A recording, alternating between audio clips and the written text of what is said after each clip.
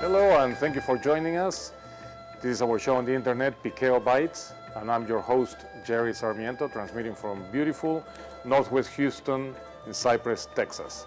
And today I have a very, very special show. Of course, every show is very special for us, but today we're basically launching our press release or our announcement of our new restaurant, which is already 5 weeks old.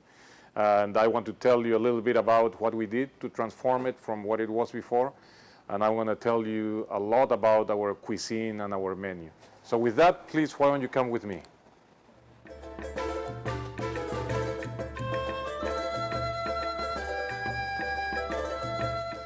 This project took about 4 months from concept to completion.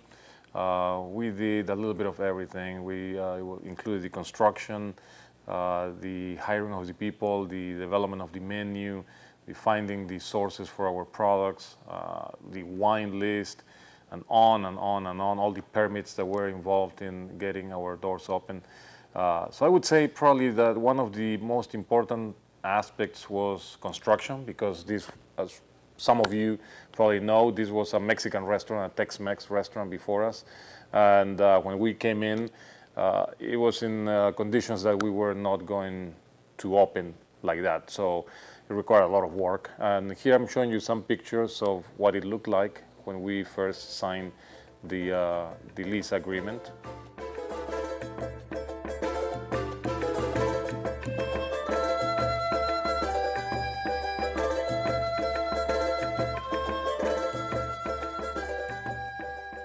What in my mind is the most dramatic change in this restaurant is the bar.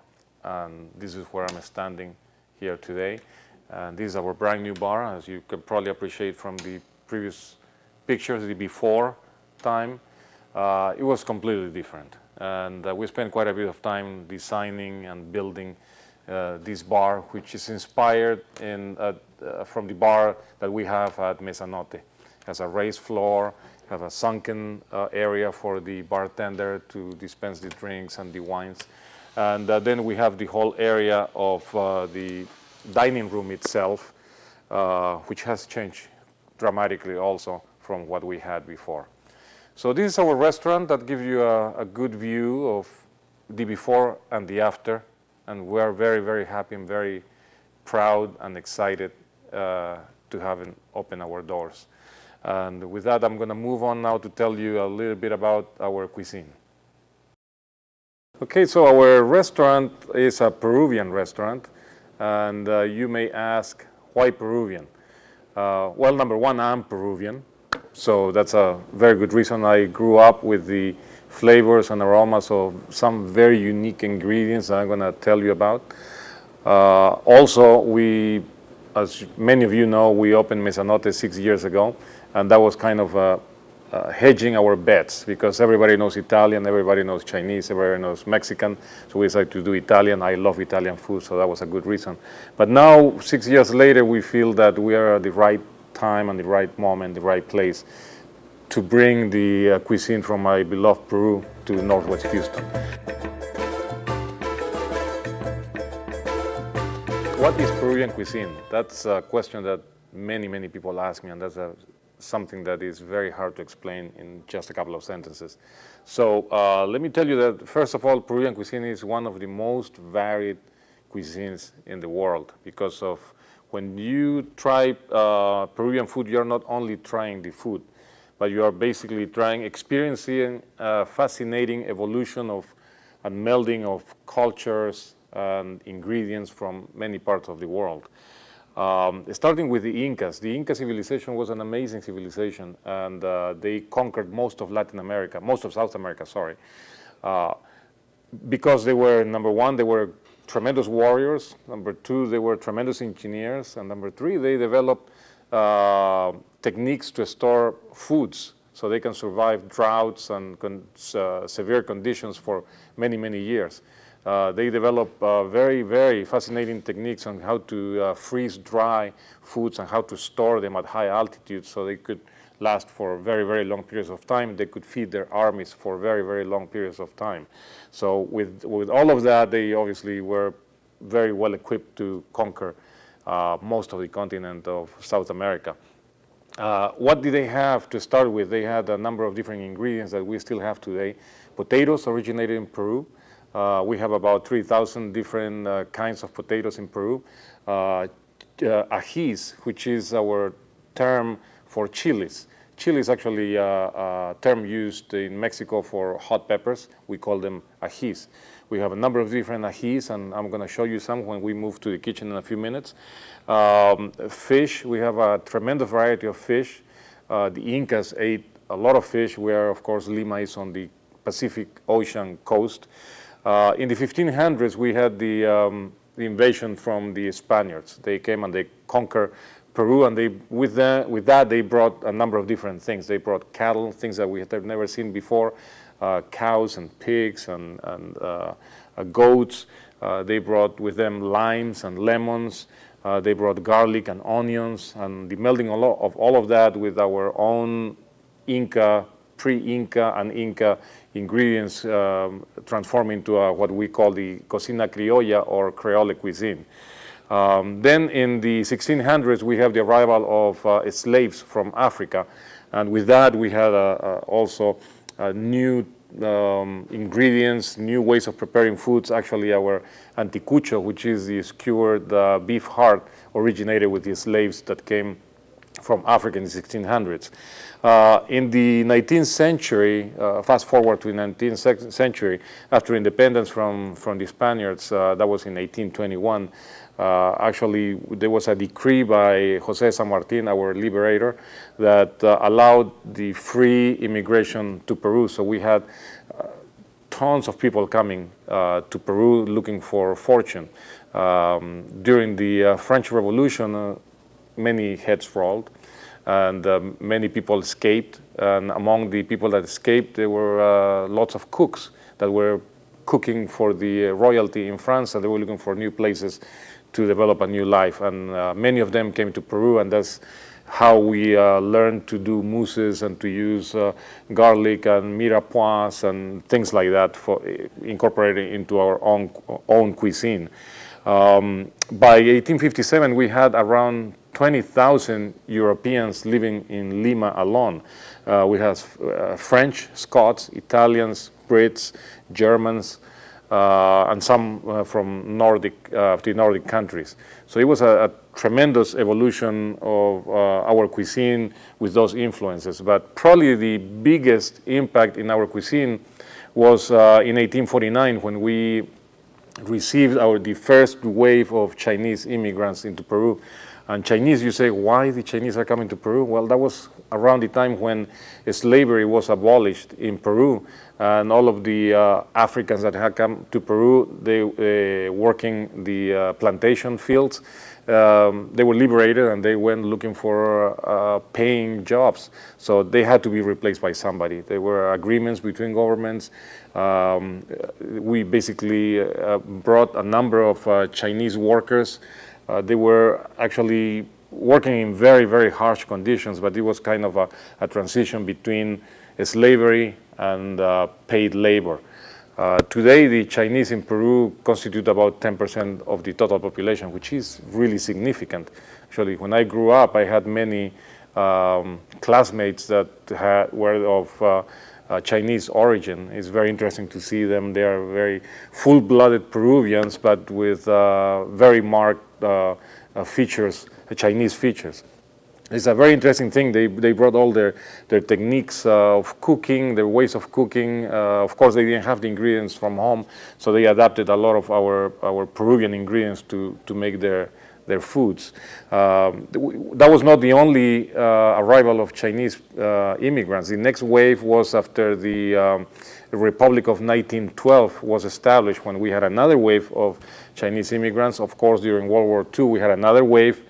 Later from that, in 1949, after the establishment of the communism, we had the third or fourth wave. And finally, between 1997 and 1999, when there was the threat of communism returning to mainland, that's when we got a lot of immigrants from Hong Kong and Macau. So they are definitely full-blooded Peruvians, but they brought their cooking utensils, they brought their woks, and they used Peruvian ingredients to make their foods. Later, in 1899, we had also the immigration or the arrival of the first wave of Japanese immigrants to Peru, and that was another tremendous influence in our cuisine. The first restaurants in Peru of Japanese owners basically showed us a different way of eating seafood, which at the time was not consumed widely in Peru, but we learned quickly how good it was. One of the greatest examples is, and one of the dishes we have here at Piqueo is tiradito, which is extremely interesting fusion, because you can see a part sashimi is not sashimi, but you have also a part of Italian crudo, and it's not an Italian crudo. So you have an influence, Japanese influence, and an Italian influence. That's one dish. We have our tallarín saltado, which has Italian influence and Chinese influence, cooking spaghetti, basically a pasta, with different ingredients like soy sauce and vinegar and tomatoes and onions, all stir-fried in a wok. But I'm getting a little bit too much into what our menu looks like, so what I want to do now is show you some of our ingredients. So why don't you follow me to the kitchen.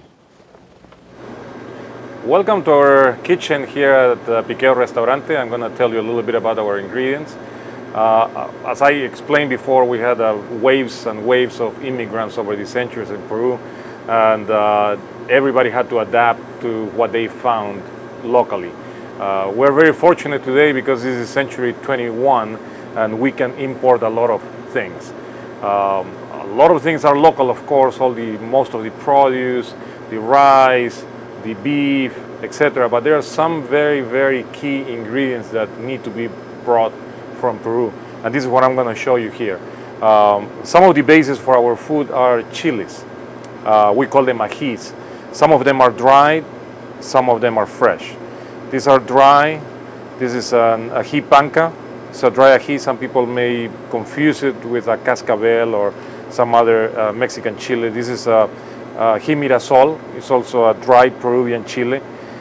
This is a very, very hot, spicy, hot chili from Peru called rocoto. This is a very, very tasty chili from Peru called ají amarillo. It has a little bit of heat, but not too much. If most anything, it imparts a lot of flavor to our foods. And these are ají limos, which are of different colors. We have some purple, some white, some green, some red, some yellows. They are beautiful. Not only beautiful, they are also very tasty, and we use them primarily for our ceviches. Then, of course, we also bring our corn, which is very, very large. As you can see, those are the kernels of our corn. Very, very large corns. A whole husk is probably this big. Some other ingredients like cancha, which is dry corn, similar to popcorn, but it doesn't explode like popcorn under heat, but rather it becomes really big and it pops up open like so. Okay, but it's very, very crunchy, very nice to have with a pisco sour or a Peruvian beer or a glass of white wine. Some other things, this is very, very unique flavor and aroma. This is what we call the huacatai herb, and some people describe it as a cross between mint and tarragon, but I think it's way beyond that. This is something you need to try to really appreciate. And we use the huacatai herb to make some of our sauces, particularly the ocopa sauce or huacatai sauce that we call sometimes. We have an ocopa sauce. We have a sauce made with rocoto. This is a spicy one. We have ají amarillo sauce for our tiraditos, tuna tiraditos, and we have our rocoto red sauce for tuna tiraditos as well. So as you can see, these are our bases for our repertoire of items on our menu. And as I mentioned before, we're very fortunate we're able to bring them from Peru, so we can reproduce as closely as possible our recipes from Peru.